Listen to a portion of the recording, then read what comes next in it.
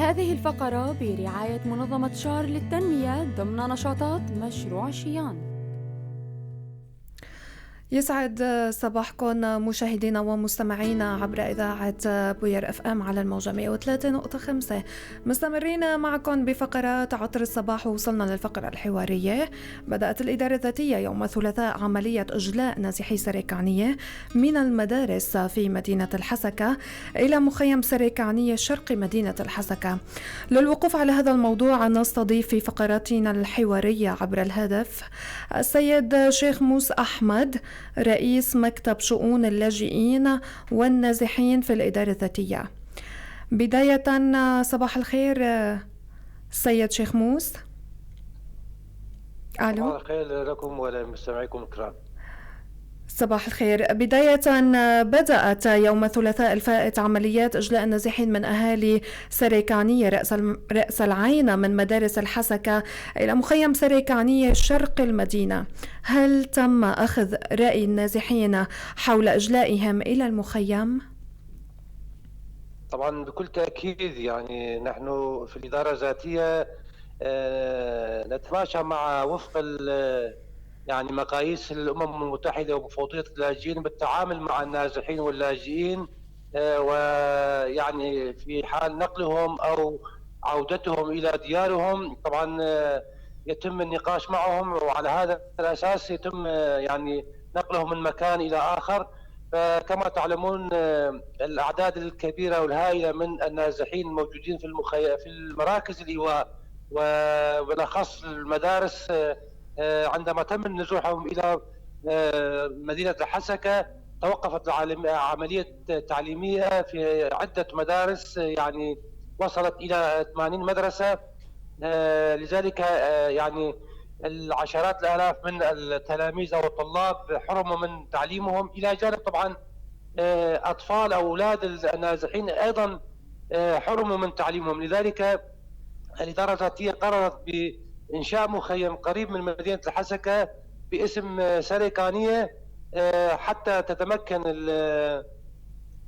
الطلاب في المدارس العودة إلى مدارسهم، وأيضا فتح مدارس في المخيم لتعليم أولاد النازحين، إلى جانب طبعا يعني مشاكل أخرى قد تساعد في تأمين تلبية متطلبات النازحين في المخيم. إذن هل تم أخذ رأيهم؟ وقد أبدى الكثير منهم تخوفهم من الانتقال إلى المخيم الجديد نظرا للظروف الصعبة التي يمر بها جميع النازحين المقيمين في باقي المخيمات، وخصوصا في مخيم واشوكانية في ظل أزمة كورونا.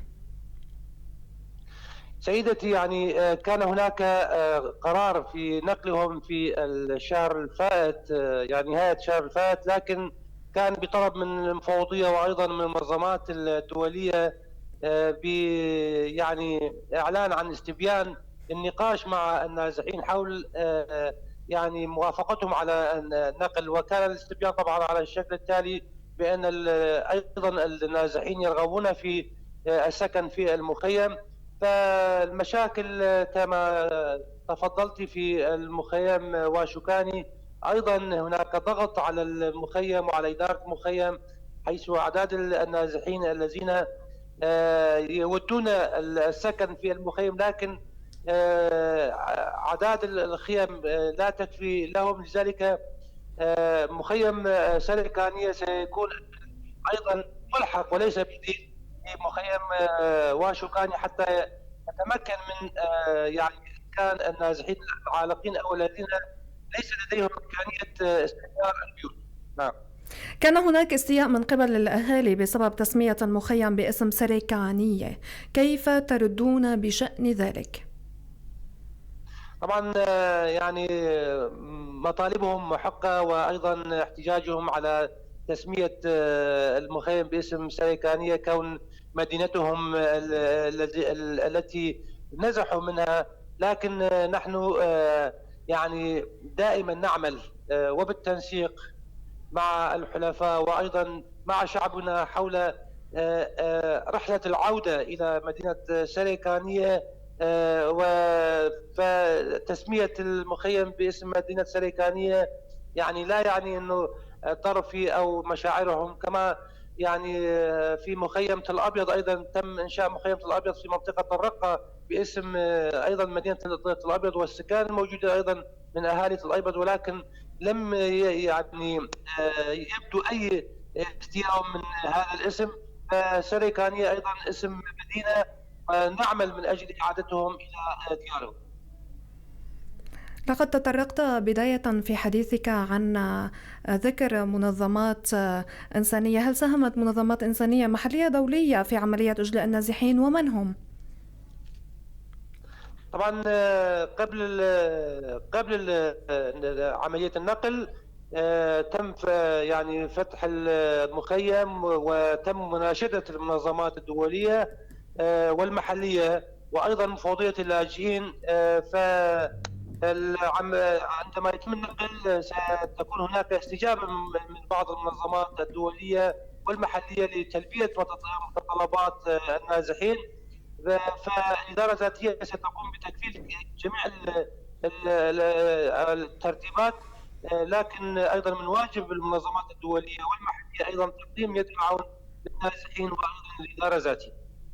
كانت لكم تصاريح سابقة حول ترك الخيار للنازحين في عملية الإجلاء، بمعنى بإمكانهم الانتقال إلى سكن خاص إذا أرادوا، أو الانتقال إلى أي مخيم من المخيمات المتواجدة في مناطق شمال وشرق سوريا. حبذا لو تتحدث لنا عن هذا الموضوع، وهل تم بالفعل تطبيق ذلك؟ بكل تأكيد، يعني طبعا تم النقاش معهم حول إذا كان بإمكانهم أن يستأجروا بيوت في المدينة أو يكونوا ضيوف عند مجتمع مضيف أو أقرباء لهم فمن يحق لهم، أو إذا أرادوا النقل إلى مخيم آخر فأيضا ستكون إدارة ذاتية أيضا يد العون لهم ويتم نقلهم. فحدثت أيضا حالات كنقل بعض النازحين إلى مخيم نوروز القريب من مدينة ديريك، فتم نقلها بعض من العائلات إلى مخيم ديري نوروز عفوا. فطبعا حرية الاختيار ستكون للنازح أينما يريد أن يقيم. عدد العائلات التي تم إجلاؤها إلى المخيم، وأيضا عدد العوائل التي اختارت الانتقال إلى سكن خاص. طبعا لا زالت العملية مستمرة حتى الآن. لم يتم تبيين عدد الذين يرغبون البقاء في المدينة أو استئجار البيوت أو عملية نقل، لكن يعني من قرارات الإدارة الذاتية أن يتم نقل في المرحلة الحالية طبعا في نقل 650 عائلة إلى المخيم، كون الخيم جاهزة، وأيضا ستكون هناك خيم أخرى ستكون جاهزة خلال الأيام القادمة. فمخيم سريكانية مساحته طبعا 600 إلى 650 دونم، ويسع ل 2660 خيمة، يعني تسع لعدد الأفراد إلى 13,000 إنسان.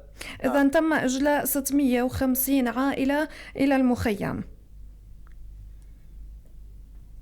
لا، حتى الآن العملية نقل مستمرة يعني يتم على مراحل كون نحن نمر بظرف طبعا موضوع أو جائحة فيروس كورونا هو منتشر في مدينة الحسكة، لذلك العملية ستكون يعني بأقل الأعداد حتى لا يتم نقل المصابين من سواء كانوا من مراكز إيواء إلى المخيم حتى لا يتم انتشار الفيروس في المخيم. تطرقت عن مساحة المخيم، حبذا لو تتحدث لنا عن الطاقة الاستيعابية للمخيم، خيم للعائلات، خيم جماعية أو خيم فردية؟ لا، هي خيم فردية. الخيم الفردية هي تتسع لعائلة. إذا كانت العائلة عدد أفرادها أكثر من يعني 5 أو 6 أفراد ستكون هناك أيضا خيمة أخرى لهم حتى بإمكانهم طبعا يعني التحرك، وأيضا كل خيمة مزودة أيضا بحمام خاص وأيضا تواليت ومطبخ خاص. فلذلك خيم أو خيم الاستقبال لا توجد حاليا في المخيم، يتم نقلهم مباشرة من مراكز الإيواء إلى خيمتهم الخاصة. إذن أستاذ شيخ موس، ما هي أهم الخدمات التي سوف تقدمونها للنازحين وهل هي كافية؟ طبعا الإدارة الذاتية جهزت المخيم على أكمل يعني بحسب المقاييس والمعايير الدولية.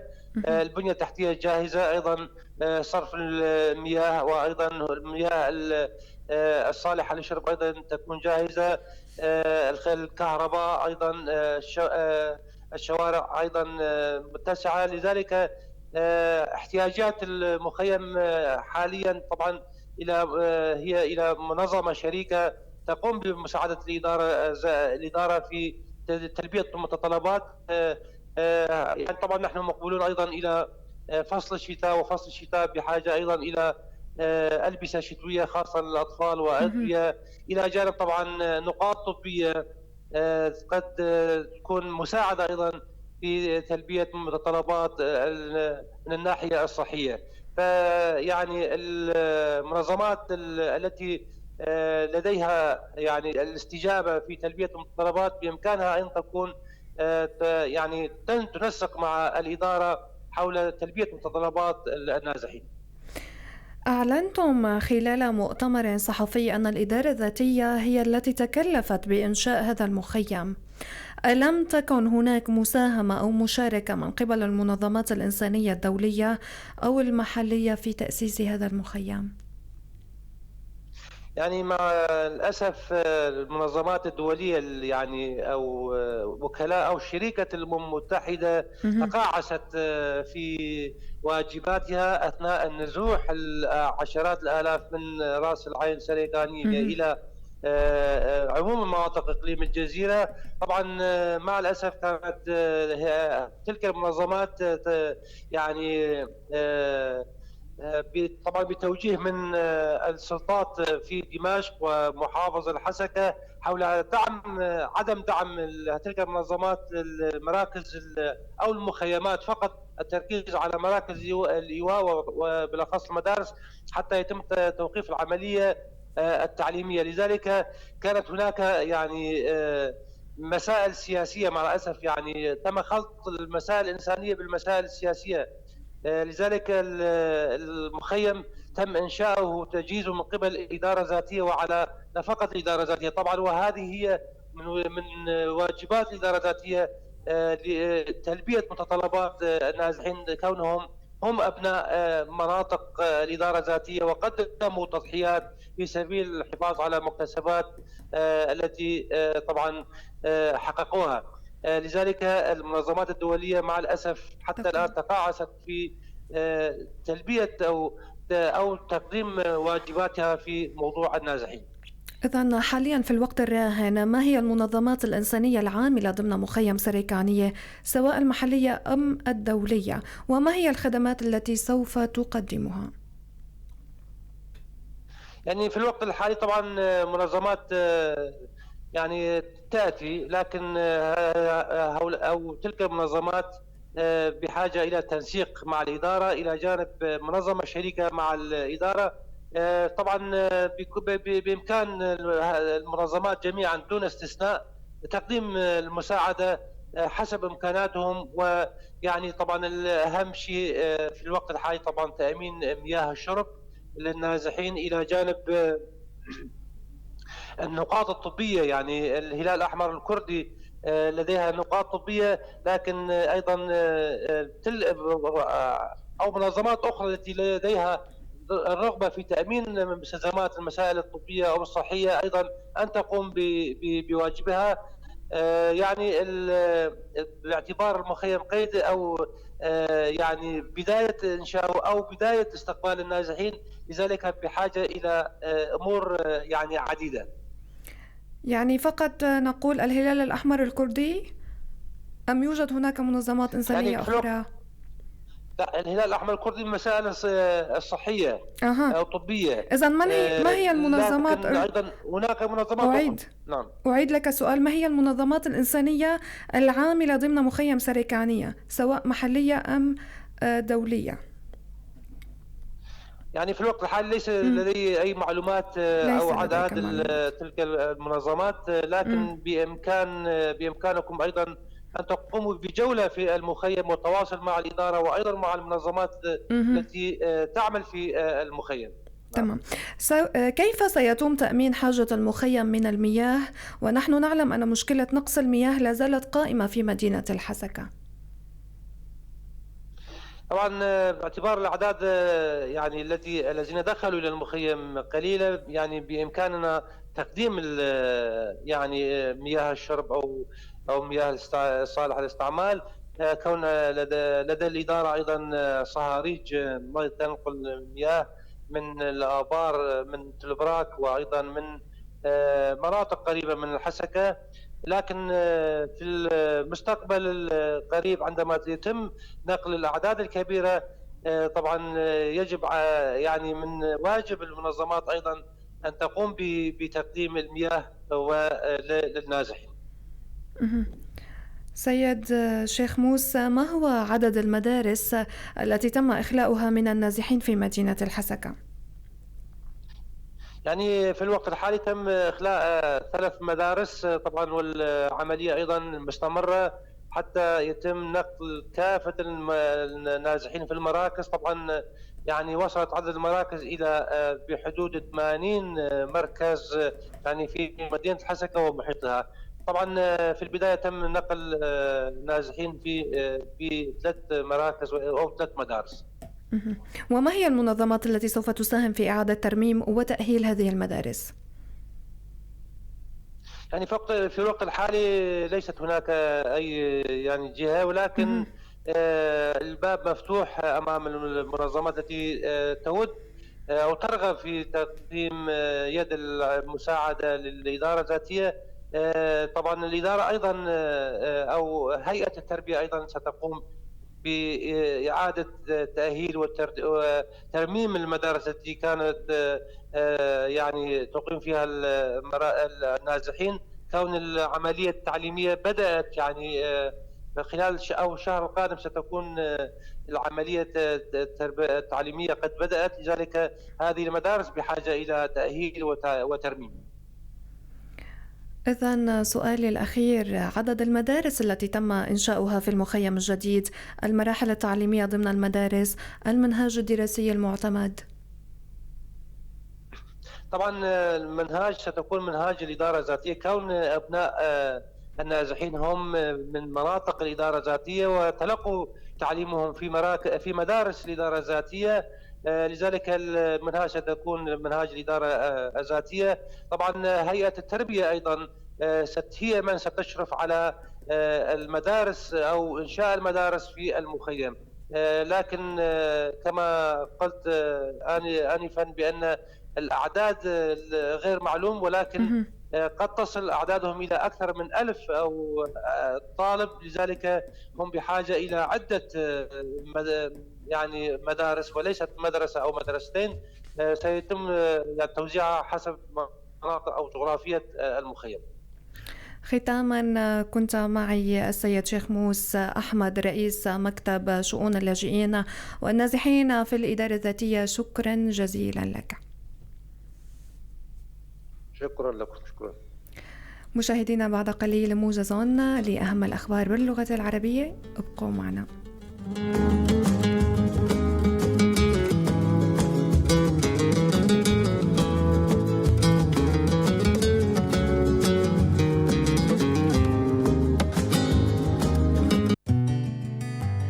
هذه الفقرة برعاية منظمة شار للتنمية ضمن نشاطات مشروع شيان.